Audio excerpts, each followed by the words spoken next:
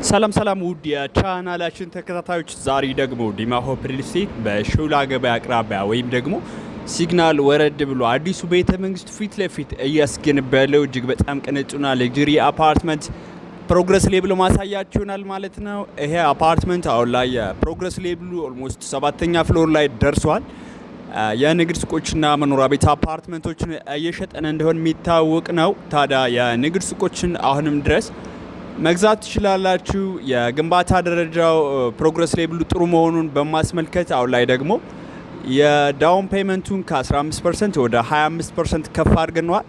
የንግድ ሱቆችን መኖሪያ ቤት አፓርትመንቶቹን ስትገዙ በፊት ከነበረበት ዳውን ፔመንት አሁን ላይ ወደ 25% ከፍ ብሎ ሌላውን ደግሞ እስከ 1 አመት ከ6 ወር ቀስ ብላችሁ የምትከፍሉት ፔመንት ስኬጁል ነው ያለው በ22 ሲግናል ወይም ደግሞ ሾላ ገበያ አቅራቢያ አዲሱ ቤተ መንግስት ፊት ለፊት ማለት ነው። መኖሪያ ቤቶቹ ደግሞ 101 እና 120 127 ባለ 2 መኝታዎችና ባለ 3 መኝታ 149 175 እና 186 የካሬ አማራጮችን አሁን ላይ በ25% ቅድመ ክፍያ ብቻ በጥራትና በፍጥነት እየተገነባ ያለ አፓርትመንት እየሸጥን ነው የምንገኘው። ታዲያ እናንተም የንግድ ሱቅ ስትፈልጉ በሾላ ገበያ አቅራቢያ ወይም ደግሞ የንግድ እንቅስቃሴው ሞቅ ባለበት ብዙ የንግድ እንቅስቃሴ በሚከናወንበት በሾላ ከ20 ካሬ ጀምራችሁ የንግድ ሱቆችን ከግራውንድ እስከ 4ኛ ድረስ በ25% ቅድመ ክፍያ ብቻ ከ20 ካሬ ጀምራችሁ ከምትፈልጉት የካሬ አማራጭ